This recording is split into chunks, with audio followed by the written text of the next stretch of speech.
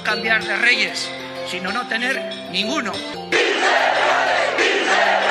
De la impotencia, de la rabia, de la desesperación. Y es que, como dijo Robespierre, castigar a los opresores es clemencia, perdonarlos es barbarie. Hola amigos de La Colmena, siempre es un gusto compartir este espacio con ustedes. Nos encontramos nuevamente en nuestro segmento Propóleos para el Mate. Mi nombre es Augusto Verduga, me acompaña como siempre Juan Carlos Pulido. Esta vez vamos a tratar la tercera entrega de Propóleos para el Mate titulada El Año Luctuoso, acercándonos ya al primer año de desgobierno de Lenín Moreno. Augusto, en este Propóleos para el Mate, que vamos a analizar el primer año de desgobierno de Lenín Moreno, el año luctuoso, como un año tiene 12 meses, sería interesante y para ser un poco pedagógicos con nuestra audiencia de La Colmena, analizar 12 grandes temas nacionales y demostrar todos los retrocesos políticos, sociales, económicos que tiene el Ecuador desde que Lenín Moreno llegó a Carondelet. En ese sentido, vamos a empezar tratando el primer gran tema, que es el tema político. A propósito de conmemorarse 200 años del natalicio de Karl Marx, yo creo que es fundamental analizar el poder político en el Ecuador desde el marxismo. El Estado nunca es neutral ni independiente a la lucha de clases que vive una sociedad. El Estado de una u otra manera siempre defiende algún sector de la sociedad, pero eso depende de quienes tienen el poder político. Hoy, en tan solo un año de desgobierno de Lenín Moreno, ese poder político se lo ha entregado a las élites y a la partidocracia. Hoy son los ricos, esa partidocracia, esos cadáveres políticos que hoy revivieron gracias a los pactos entreguistas de Lenín Moreno en la vía política del Ecuador, quienes gobiernan. Por tanto, hay mucha gente que lo tilda de traidor a Lenín Moreno, traidor a Rafael Correa, traidor a la Revolución Ciudadana. Pero yo creería que Lenín Moreno más bien es un traidor al pueblo, porque dentro de los términos de la democracia liberal representativa fue un proyecto el que ganó en las urnas, con un programa político que cumplir. Y es a ese proyecto, a ese programa político que ganó en las urnas, al que ha traicionado Lenín Moreno. Lo que quiero decir, por tanto, que ha traicionado es al pueblo que lo eligió y lo llevó hacia el poder político. Un programa que todos conocemos, que tenía una opción preferencial por los más pobres, por generar justicia social en Ecuador, por generar soberanía, por generar independencia en este país, por generar una verdadera libertad. Yo creo que el tema político es una cuestión que transversaliza el año de desgobierno, el año luctuoso en el que nos encontramos. Como tú bien decías, Juan Carlos, no se puede desconocer, y los progresistas conocemos que la sociedad en la que nosotros nos movemos, en la sociedad del siglo XXI, es latente el problema de la lucha de clases. Marx es mucho más inteligente de lo que han hecho con Marx luego de su muerte, ¿no? Y la lucha de clases es algo que transversaliza todas las relaciones de poder, las relaciones de la sociedad civil con la institucionalidad. Lenín Moreno, como tú bien anotabas, comenzó con un discurso muy progresista, se entendía que era el continuador del proyecto de la Revolución Ciudadana, y sin embargo nos fuimos dando cuenta, nos fue dando atisbos, ¿no?, desde los primeros momentos de su régimen, que él iba a marcar una profunda distancia con el progresismo latinoamericano y con el progresismo del Ecuador. Yo pienso que la cuadratura del socialismo del siglo pasado definitivamente hay que abandonarlo. Definitivamente hay que abandonarlo. Augusto, el segundo tema a tratar es la economía. Considero que la economía de Ecuador se encuentra actualmente en piloto automático. No hemos llegado a un desastre porque la estructura macroeconómica, inclusive de la microeconomía del Ecuador, sobrevive gracias a las decisiones acertadas del correísmo de la denominada década ganada. Pero las primeras acciones de Lenín Moreno avisoran a que volvemos a un neoliberalismo del más canibalesco, si le podemos dar algún nombre, porque son unas élites económicas en el Ecuador que tienen sed de venganza. En la práctica vemos que ya se comenzaron a negociar un tratado de libre comercio con los Estados Unidos, se han abierto las puertas al Fondo Monetario Internacional y sobre todo se busca desinvertir, bajar la inversión pública para en algún momento hacer un crack en la economía ecuatoriana y hacer creer de que todo lo económico estuvo mal desde lo público y que es lo privado que tiene que entrar en la escena de la política pública económica para salvar y así meternos el tan esperado paquetazo que muchos hemos venido denunciando. Desde el inicio del gobierno de Lenín Moreno nos fueron dando ciertos lineamientos o ciertas... pudimos observar que existía una especie de renuencia del gobierno de mostrarse absolutamente sensato en cuanto al manejo de la economía, ¿no? Ahora ya tenemos las cosas un poco más claras y sabemos que el paquetazo, o al menos es lo que parece, va a venir por sueros, ¿no? La política del show, la política del amarre, de los escándalos en la Asamblea, al interior de la Asamblea Nacional, lo que pasó con la Fiscalía General del Estado, no son sino otra cosa que cortinas de humo para tapar lo verdaderamente importante, ¿no? Los asuntos trascendentales de la economía que hoy, ahora sí, estamos dándonos cuenta cómo están minándose y cómo están de a poco acabándose con las estructuras más sólidas de las conquistas de la Revolución Ciudadana. El tema del paquetazo se puede verificar ahora con la nueva designación, como decía el ministro de Finanzas, Martínez, que es uno de los empresarios más conocidos de las cámaras de la producción. El presidente de Ecuador designa al empresario Richard Martínez como su nuevo ministro de Economía y Finanzas. Se trata del primer cargo confirmado luego de que Lenín Moreno solicitara la renuncia de todo su gabinete ministerial. Con Martínez estamos completamente seguros que los TBIs, por ejemplo, que fue una discusión ya cancelada hace muchísimos años, van a poder volver a la discusión pública, no van a ponerse nuevamente sobre el tapete. Los TBIs que sabemos que en el gobierno de la Revolución Ciudadana fueron observados en la mayoría de los casos y que son con toda seguridad la antesala a un posible tratado de libre comercio con la potencia más grande que es Estados Unidos de Norteamérica. Sabemos que el paquetazo viene de a poco, viene de a suero y estoy seguro que en los próximos meses vamos a conocer las medidas más profundas y más radicales de esta nueva economía neoliberal en la que nos está sumiendo Lenín Moreno. Un tercer tema es la comunicación. Desde su llegada al poder, Lenín Moreno le entregó la comunicación a las grandes corporaciones mediáticas. Lo público dejó de ser público. Hoy toda la comunicación es privada y responde a los intereses de un sector de la sociedad. La reunión se registró en una fotografía que se difundió en redes sociales, en donde se observa al presidente Lenín Moreno junto a 9 directivos de medios de comunicación privados. Y buscan ocultar, callar todos los errores de este gobierno y solo se dedican a la politiquería de todas las cosas malas que ocurren en el Ecuador son gracias a Rafael Correa, al fantasma Rafael Correa, que ni siquiera está en el Ecuador y cualquier cosa que ocurre al día de hoy es culpa increíblemente de Rafael Correa. Entonces, ¿por qué apoyan tanto los medios de comunicación a Lenín Moreno? Es algo que la gente debe de saber, que es lo que buscan, es la derogatoria de la Ley Orgánica de Comunicación, la cual es un mandato popular de la gente en las urnas, que se debe de respetar, por tanto tiene un candado esa ley porque es fruto de la voluntad popular. Y los medios de comunicación buscan esas derogatorias para volver a hacer lo que les da la regalada gana, porque son un sinnúmero de derechos los que se conquistaron desde la aprobación de esa ley, aparte de grandes cosas como que existan medios de comunicación comunitarios, que hayan protecciones reforzadas, derechos como la intimidad, el buen nombre, que haya derecho a la réplica ante las mentiras de los medios de comunicación y que tengan la obligación de corregir.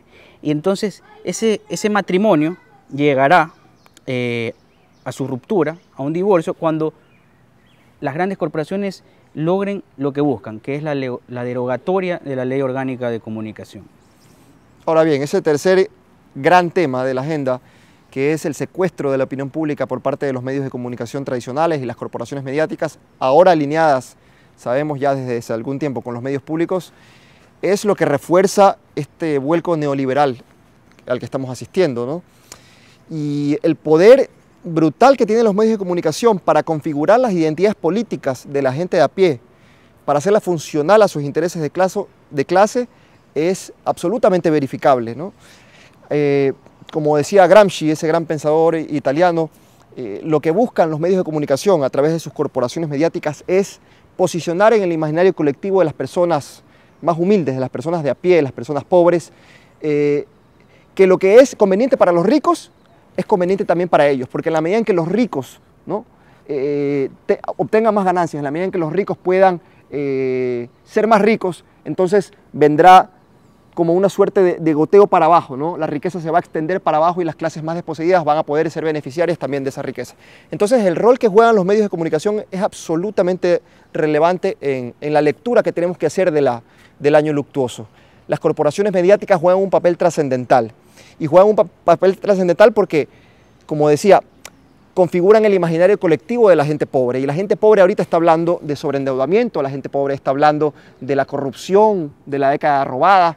Entonces, es curioso cómo la batalla cultural, como alguna vez tú lo escribiste en un potente artículo escrito para Ruta Crítica, la batalla cultural sin duda la hemos perdido, ¿no? Y creo que ese es uno de los grandes desafíos del progresismo ecuatoriano, de las personas que estamos de alguna forma tratando de hacer batalla de ideas, ¿no? También hacer la batalla de ideas a través del plano comunicacional, y esa es la razón de ser, por ejemplo, de medios como La Colmena.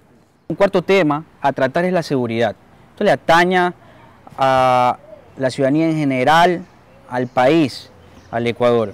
Vemos una delincuencia creciente, hemos vivido casos terribles como el secuestro de esos 3 compañeros, comunicadores, periodistas, Diario El Comercio, a quienes aún no se logran recuperar sus cadáveres para entregárselos a su familia, darle cristiana sepultura, el secuestro de otras 2 personas por grupos que desconocemos quiénes son en la frontera norte de Ecuador-Colombia. Señor presidente Lenín Moreno, en sus manos están nuestras vidas. Ellos lo único que quieren es el intercambio de sus 3 detenidos en Ecuador por nuestras vidas. Señor presidente, 3 vidas en sus manos, la vida de Paul, Efraín y de un hermano. 26 de marzo, Javier se despierta, jamás imaginó atravesaría esa puerta. Faltan 3, nos queremos de vuelta ya.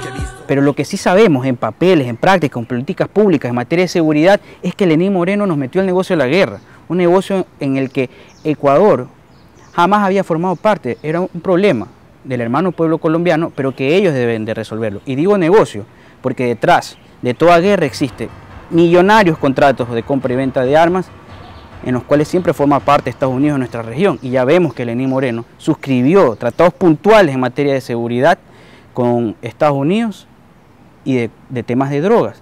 Y todo el tema, que es un tema de soberanía, la seguridad es soberanía, la policía, las fuerzas públicas, los militares, es un tema de soberanía que Lenín Moreno se lo está entregando a otro país, a una potencia hegemónica como lo es Estados Unidos. Eliminó la Secretaría Técnica de Drogas para firmar un tratado con la DEA,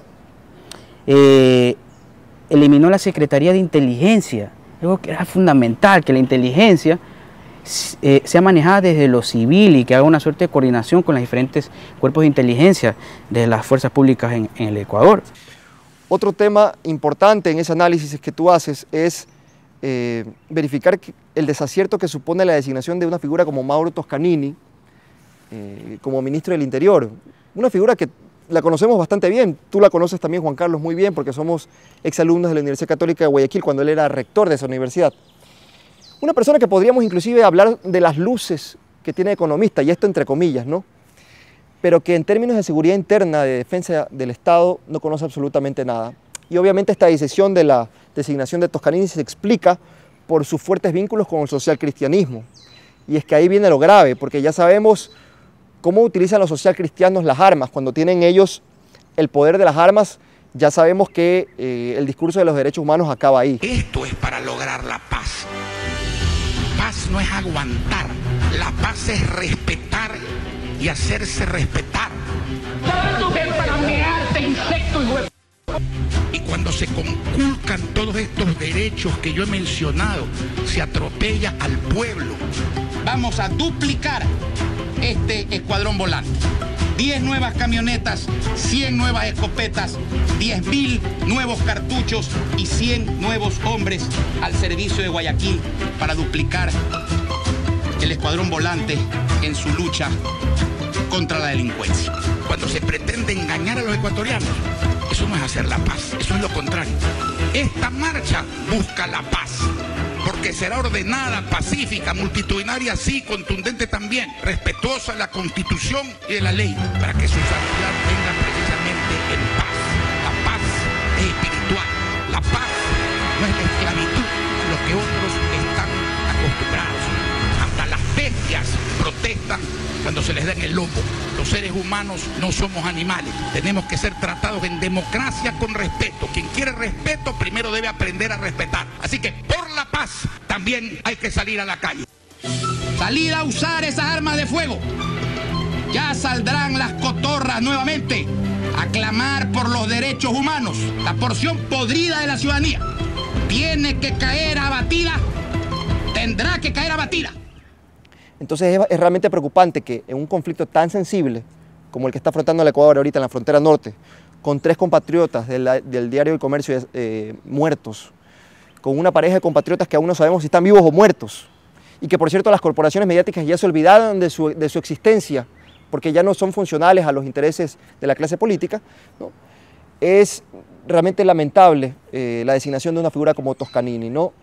Y también merece la pena mencionar el hecho de la designación del nuevo ministro Jarrín como ministro de Defensa, un viejo militar que inclusive sabemos que su nombre apareció en los informes de la Comisión de la Verdad. Entonces es absolutamente grave. Estas 2 designaciones, 2 más de los desaciertos de la ineptitud de Lenín Moreno en estos poquísimos 12 meses de desgobierno. Un quinto tema a tratar son las relaciones internacionales, la política internacional de Lenín Moreno, que sí que vale la pena contrastar con el antes y el después, porque Ecuador, en los 10 años de Revolución Ciudadana, significó en el estadio internacional un país progresista que representaba las causas más importantes, como el combate al narcotráfico, el que se busque prohibir a nivel mundial la existencia de paraísos fiscales. Llegamos a presidir espacios tan importantes de Naciones Unidas como el grupo del G77, éramos líderes de los países no alineados, y un pocotón de cosas, las relaciones sur-sur para el progreso de Latinoamérica como región, el apoyo a la CELAC, a iniciativas como UNASUR, el Banco del Sur, a Mercosur se le dio otro dinamismo, aunque éramos Estado invitado del cual formábamos parte, y muchas otras cosas. Pero lo que sí podemos ver con Lenín Moreno es que hay un viraje a todo aquello. Hay claramente una tendencia de acercarse a los países hegemónicos, a Europa, pero sobre todo a Estados Unidos. Tanto así que el embajador Chapman es un miembro más del gabinete de Lenín Moreno, con el cual toma grandes decisiones del país, como en materia de seguridad, en materia de combate al narcotráfico, en materia de inteligencia, lo cual es gravísimo. Eso rompe con la soberanía de un Estado republicano y democrático como el nuestro. Y en cosas que forman parte de esa agenda, podemos encontrarnos con el tema del amigo Julian Assange, que paradigmáticamente un defensor de la libertad de expresión, de la verdadera libertad de expresión a través de su portal Wikileaks, desde el Estado ecuatoriano, por orden de Lenín Moreno, se lo ha mandado a callar, le han cortado las comunicaciones, el acceso al internet, lo cual es terrible. Pero asimismo es importante tratar de que en temas de relaciones internacionales, los diálogos, por ejemplo, con el ELN, como lo decía antes, Ecuador era garante de ese espacio y pateó la mesa del diálogo en nombre de la guerra, porque tirar abajo un espacio de diálogo de paz es nada más que hacerle juego al negocio de la guerra. Quizás en el tema de relaciones internacionales, uno de los retrocesos más gigantescos que podemos evidenciar es este contubernio, este nuevo coqueteo que tiene el gobierno nacional neoliberal de Lenín Moreno con la CIA norteamericana, ¿no? Fue toda una conquista de Montecristi, haber plasmado en la Constitución que los ecuatorianos ya no permitimos, no toleramos la presencia de bases militares extranjeras en suelo patrio, ¿no? Y a pesar de que actualmente, en estos 12 meses del gobierno de Lenín Moreno, aún no tenemos una base extranjera en suelo patrio, sí que tenemos una injerencia directa de Chapman, ¿no? Como una figura más del gabinete de Lenín Moreno, ¿no? Eso está clarísimo. Y de otro lado, yo creo que por el giro drástico y neoliberal que está tomando el gobierno, es muy claro que a lo que tiende el morenismo es hacia la Alianza del Pacífico. Un sexto tema es la política laboral. Llegó al poder Lenín Moreno como líder, entre comillas, de la Revolución Ciudadana, porque un proyecto socialista, y no hay proyecto socialista que no reivindique los derechos de los trabajadores Y yo creo que esa fue una de las grandes victorias de la Revolución Ciudadana. Devolverle la dignidad a los trabajadores, a las trabajadoras remuneradas del hogar, y un sinnúmero de conquistas, ¿no? Como el mandato 8, eliminar la tercerización laboral, la intermediación laboral, la contratación por horas, y un sinnúmero de herramientas legales que hacían legal la explotación de los trabajadores. Pero ahora sí que vivimos un viraje total con el ministro Ledesma, que representa personal y familiarmente a un grupo de la sociedad, a un sector de empresarios, de empleadores, y todavía del sector agrícola, el sector del banano, donde más explotación a los trabajadores hay.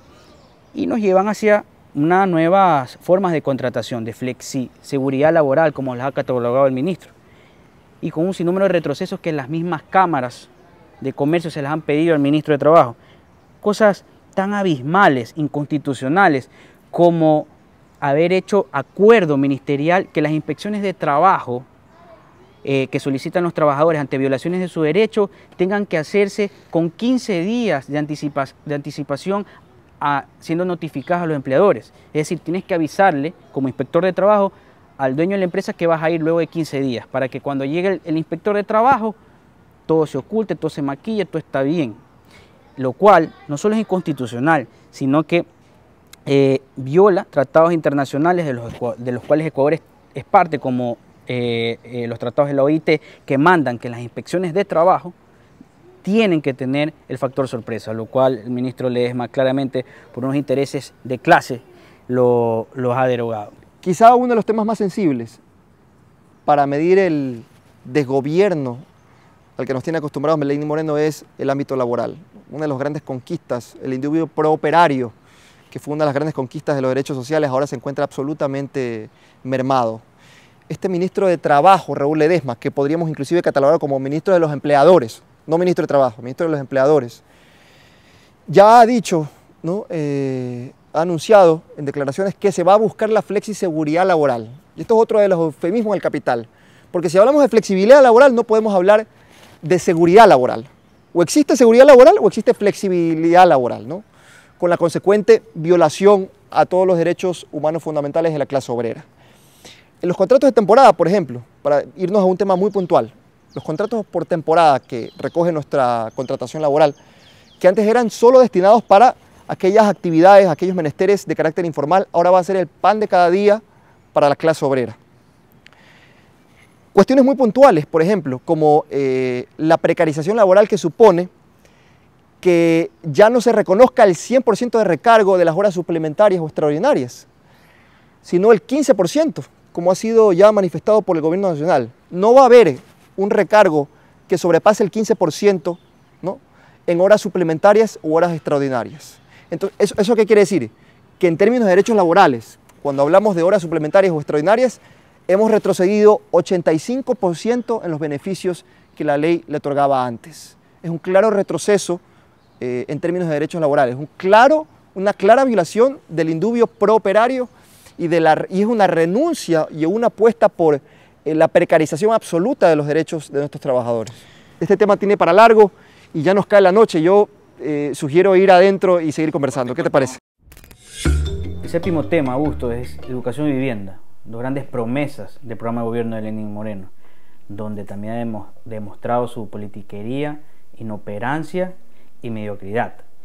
En la educación vimos, hace unos días, el gobierno nacional impulsó en la asamblea una reforma a la ley orgánica de educación superior, nada más y nada menos que para recortar derechos de participación democrática en la vida de la universidad, que en la Revolución Ciudadana, con la Constitución de Montecristi y con la Ley de Educación Superior, les permitía un amplio espacio de participación en las tomas de decisiones de la vida universitaria, lo cual es revolucionario y así debe ser, porque una universidad la hacen los estudiantes.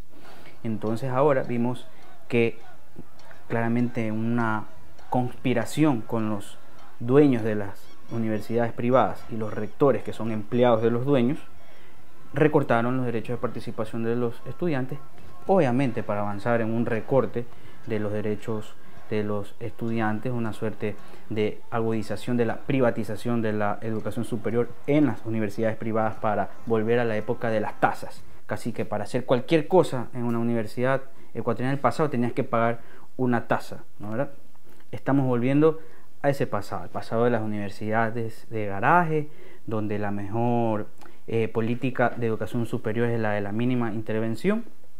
Entonces se vienen tiempos difíciles para algo sagrado, que es la educación superior, porque marca el desarrollo de un país. Y otro tema es el de la vivienda. La gran promesa pues Lenín Moreno de construir X número de casas, ya lo pondremos en la edición, miles de casas que prometió, y ya pidió disculpas días pasados de que no pudo cumplir con su promesa de construir las casas. Las casas, mis queridos amigos, serán sin costo para los más pobres.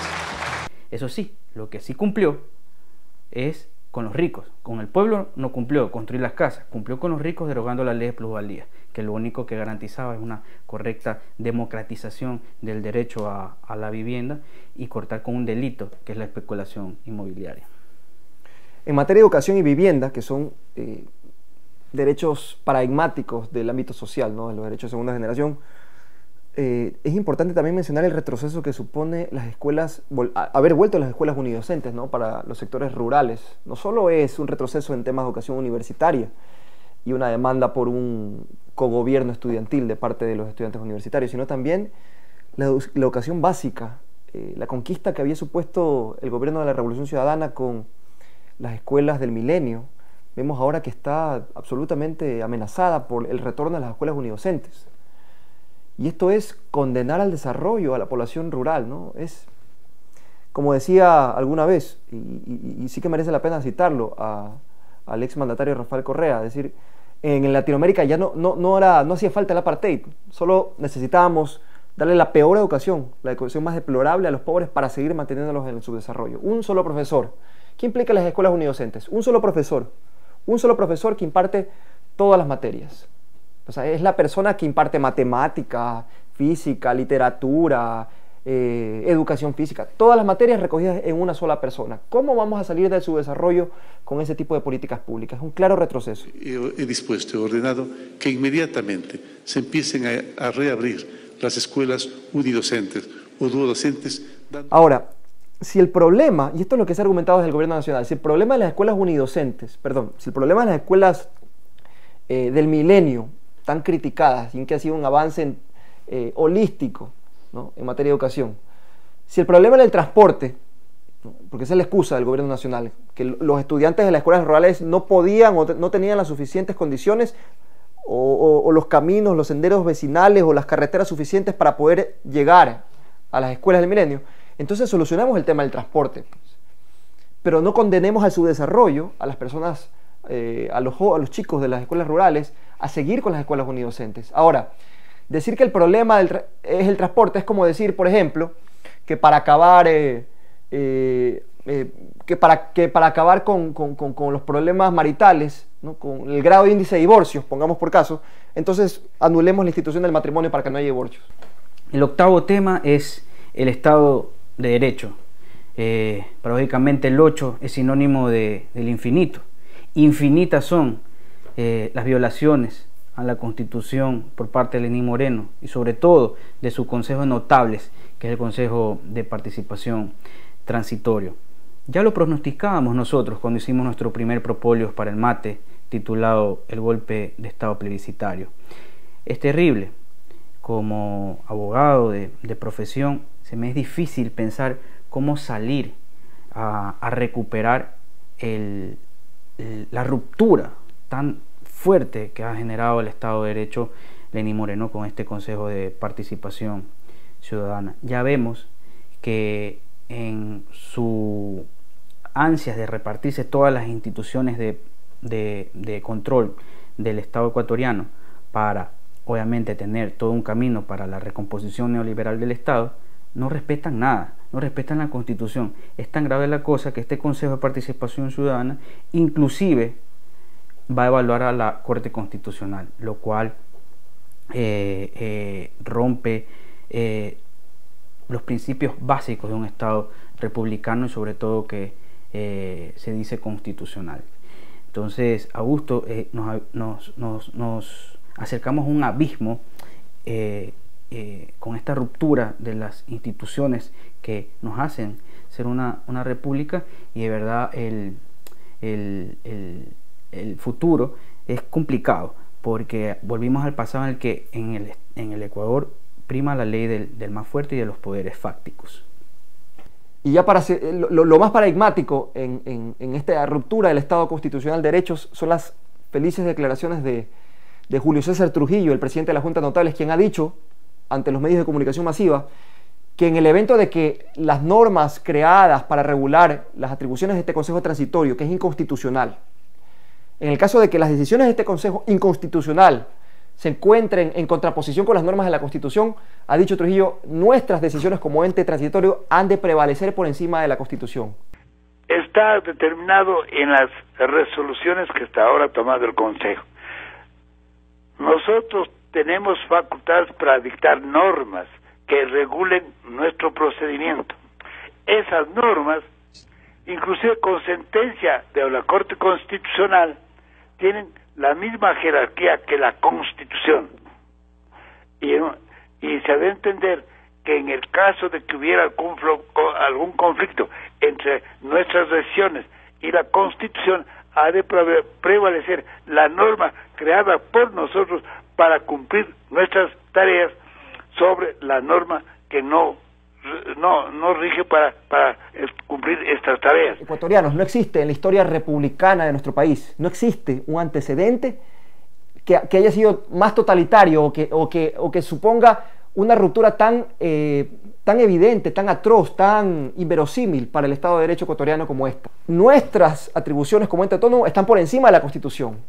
Habría que preguntarle a Julio César Trujillo entonces si en el caso de que llegue esta ruptura con el Estado de Derecho a entes o cortes internacionales como la CIDH y la Corte Interamericana de Derechos Humanos, veremos si también dice Julio César Trujillo que en ese caso han de prevalecer sus decisiones ante la Corte Interamericana, porque ya faltaría solo eso. Es el fin del Estado de Derecho. Sepan ustedes, audiencias de La Colmena, no existe en la historia republicana de nuestro país pronunciamiento más totalitario que las palabras de Julio César Trujillo. Llegamos al punto 9, la política fiscal.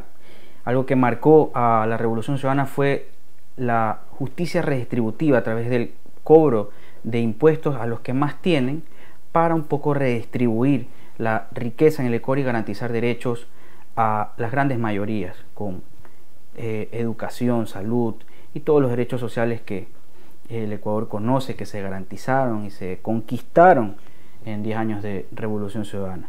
Pero esa política fiscal está llegando a su final. Se está promoviendo desde las élites que gobiernan junto a Lenín Moreno, ahora con un ministro de Finanzas que responde a esos intereses, como el ministro Richard Martínez, una amnistía tributaria, que no es otra cosa que perdonar un delito.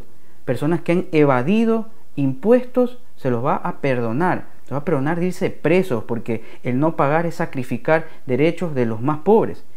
Por poner un ejemplo, Al Capone, que era un criminal de los más contumados, asesinos en Estados Unidos, llegó a tocar la cárcel y pagar un poco sus cuentas con la justicia, fue por evadir impuestos. Inclusive en ese contexto, a un criminal como Al Capone se lo hizo conocer la cárcel a través del delito de no pago de impuestos. Y es eso lo que Lenín Moreno, a un grupo de malos empresarios, antipatriotas, que han evadido impuestos durante años y que tienen documentación del SRI de sobra y procesos fiscales aperturados, se le va a perdonar el no pago de impuestos, lo cual es terrible y perdemos todos.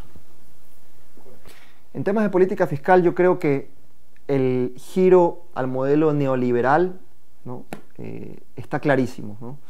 Ahora el gobierno nacional, asesorado por las cámaras de la producción, ahora con un ministro de Finanzas que con toda seguridad va a dar paso a todas las demandas que todos siempre tuvieron estos sectores que vienen con una sed de venganza de 10 años, seguramente van a concretar con toda seguridad, ¿no? todas aquellas políticas de la agenda neoliberal que fueron frustradas en el gobierno de la Revolución Ciudadana. Y hay un dato puntual que yo quisiera citar, y aquí me hago eco de las palabras de Juan Paz Miño. Ha escrito un artículo a mi modo de ver brillante que se titula "Progresaremos con esas medidas económicas", Y Juan Pazmiño habla en este artículo de que en el 2 de abril, cuando Lenín Moreno presentó al país su programa económico de estabilización fiscal y reactivación productiva, ¿no?, haciéndose eco de las políticas neoliberales, dice Pazmiño que actualmente los 215 grupos económicos más grandes del país adeudan alrededor de 2.260 millones de dólares. 2.260 millones de dólares. Son, dice Pazmiño, 655 millones de perjuicios por empresas fantasmas, las empresas offshore. 4.700 millones salieron a paraísos fiscales. Y por facturas aduaneras falsas hay alrededor de unos 2.000 millones de dólares. ¿Qué es lo que está haciendo el gobierno nacional en resumidas cuentas? Es aplaudiendo o institucionalizando un delito como es la evasión tributaria. La amnistía de las deudas tributarias, ¿no?, que se quiere hacer ver al país como que es algo que va a hacer que la empresa, ¿no?, el sector empresarial crezca, y por lo tanto en la medida en que crezca el sector empresarial se van a ver beneficiadas las clases obreras, las clases proletarias.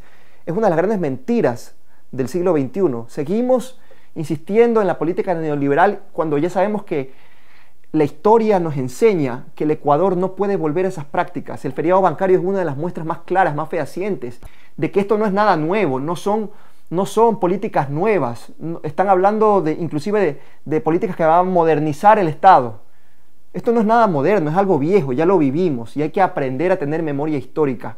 No podemos permitir que volvamos a la época en la que 3 millones de personas fueron obligadas al éxodo de la patria. La política fiscal está severamente amenazada y yo creo que está más que claro que con el ministro Richard Martínez se van a acentuar de forma dramática estos índices. Juan Carlos.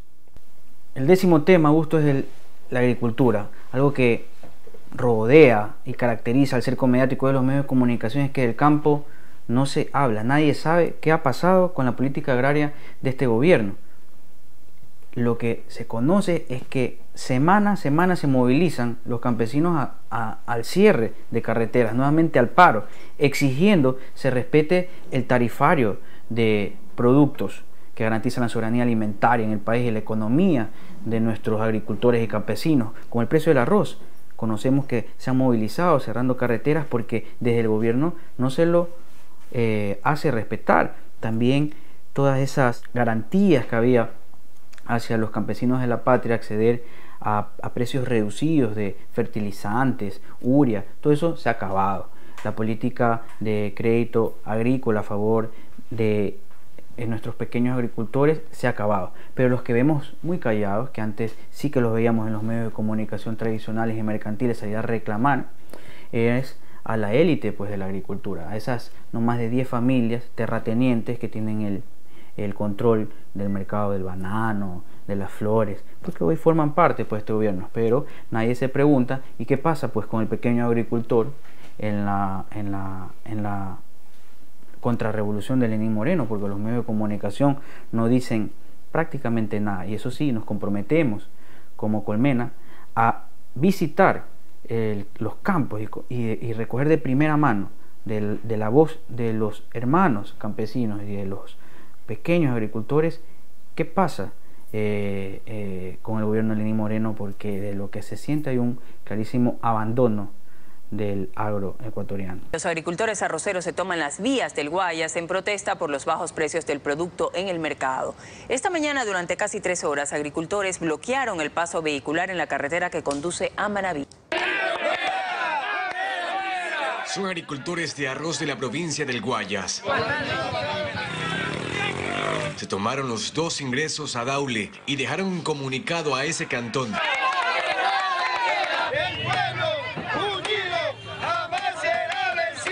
Punto 11 es la justicia.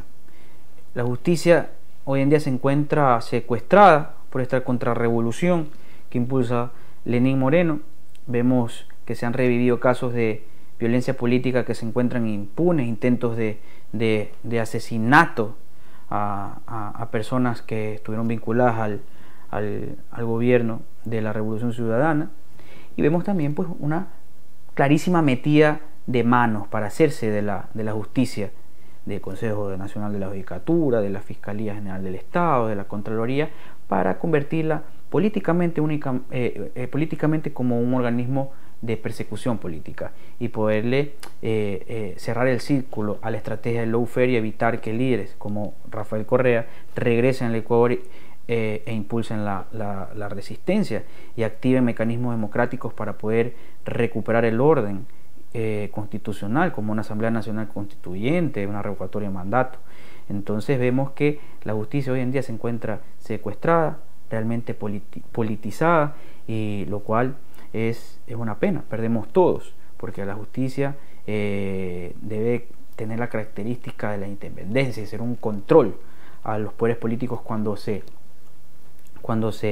exceden de sus poderes, y ya hemos visto una Corte Constitucional claramente servil a los intereses del morenismo, que ha callado inclusive con la ruptura a la Constitución por parte del Consejo de Participación Transitorio. ¿Qué decir de lo de la Administración de Justicia? Es algo que también está íntimamente relacionado con lo que ya había comentado hace unos minutos de esta debacle del Estado de Derecho. Pero hay ciertos hechos puntuales que merecen la pena mencionar. Por ejemplo, el haber descabezado un organismo de derechos humanos como la Defensoría del Pueblo, sin haber pasado por los procedimientos reglados y normados en la Constitución, ¿no? Simplemente impusieron a dedazo limpio a la nueva Defensora del Pueblo, no muy alineada a la izquierda infantil, como tú decías, Juan Carlos. Han cesado o han suspendido, mejor dicho, concursos de merecimientos de oposición de la carrera fiscal. Han nombrado un fiscal general del Estado sin tomar en consideración lo que establece el Código Orgánico de la Función Judicial, que debe ser el mejor puntuado. Pero ya sabemos que aquí en el Estado cuántico de tiempos invertidos, la meritocracia ya pasó de moda. Lo que está de moda ahorita es la dedocracia aristocrática de la Junta de Notables, ¿no? Y en consecuencia se nombra un fiscal general de la Nación puesto a dedo por estos señores, Julio César Trujillo y sus secuaces. Pero algo que es también absolutamente pertinente mencionar, insisto, y quiero ser muy enfático en esto, es lo burdo que supone haber iniciado un proceso de responsabilidad penal en contra de Rafael Correa Delgado. Porque los que conocemos algo de derecho, sabemos que para que exista peculado, porque eso es lo que quiere tender, ¿no? Este malicioso informe del Contralor Celi, es a que por la aplicación de la pregunta 1 de la consulta popular, una vez que se declare corrupto, condenado por los tribunales de justicia al exmandatario, sencillamente ya no pueda volver al país. Muerte civil. Muerte civil, exactamente. Pero hay que ser muy claros en algo. Para que exista responsabilidad penal, de peculado, previamente tiene que existir una responsabilidad civil. Y esto es lo más cómico del informe de Contraloría. Nunca fue decretado la responsabilidad civil. No existe perjuicio para el Estado, y sin embargo, sí existe, a criterio del Contralor Celi, responsabilidad penal. Esto es una broma que cualquier estudiante medianamente inteligente de la Facultad de Derecho que está pasando por la materia de Derecho Público tiene que saber que esto es un atentado mayúsculo al Estado de Derecho y a la institucionalidad del país, ¿no? Augusto, y el tema final, número 12, es la ética. Lenín Moreno, con su política del reparto, con lo peor de la política ecuatoriana, su entreguismo hacia el imperialismo norteamericano, en el que vemos las peores de las prácticas políticas en escena, nos quieren volver a los ciudadanos asustar de la política, volvernos a hacer creer que la política es algo sucio, algo tan sucio que solo los políticos deben de ocuparse de aquella, y es en ese espacio de batalla en el que no debemos de dejarnos vencer. Es una batalla moral que nos quieren ganar, y la ciudadanía debe de adquirir la conciencia que la política es un asunto que nos interesa a todos, porque marca los destinos de la patria y de la vida misma en un país. Entonces, en ese sentido, yo creo que este sí que es un momento en el que la gente decente, quienes no han participado nunca en política, se activen, porque todo lo que se ganó en 10 años de Revolución Ciudadana, lo que se ganó en derechos, lo que se ganó en institucionalidad democrática, lo que se ganó en muchísimas cosas se van a ver recortadas en los próximos años. Vamos a volver a vivir una crisis muy parecida a la que ya vivimos en el 99. Y estas reflexiones que nos convocan, Juan Carlos, yo creo que deben hacerse, quisiéramos nosotros como Colmena que se hicieran eco en cientos y miles de jóvenes. Como alguna vez lo leí en un libro, me parece, de Juan Carlos Monedero, decía Monedero, no hay que tenerle miedo a la política, hay que ser valientes y intervenir en el debate público, porque a fin de cuentas la política somos todos. Quien no entienda que la política somos todos es aquella persona que ha quedado virtualmente anulada de la vida social, ¿no? Que vive en un aislamiento total y que no tiene un contacto, un relacionamiento con sus pares, y eso lo convierte en una suerte de parásito, ¿no? Tenemos que construir hegemonía a través de la indignación, y por eso queremos, querida audiencia de La Colmena, hacer un llamado, sobre todo a los jóvenes que nos ven, pero a los jóvenes de espíritu, porque la juventud es un estado del alma, hacer un llamado a construir hegemonía, a indignarnos. Este es un mensaje para aquellas personas que sienten que las cosas están mal y que hay que hacer algo, y que sienten que tenemos que construir a través de nuestra rebeldía un nuevo Ecuador, a recuperar aquellas cosas por las cuales algún día creímos y le apostamos todo lo que teníamos, ¿no? A recuperar aquellas conquistas sociales, pero también a seguir transformando con ideas en la batalla cultural el Ecuador que ansiamos, un Ecuador en el que la sociedad civil se encuentre verdaderamente empoderada de sus derechos, ¿no? Y que seamos lo suficientemente valientes como para poder, en tiempos sombríos como los que vive la patria, indignarnos y levantarnos. Esto es Propóleos para el Mate, querida audiencia. Nos vemos en un próximo segmento de La Colmena. Y es que, como dijo Robespierre, castigar a los opresores es clemencia, perdonarlos es barbarie.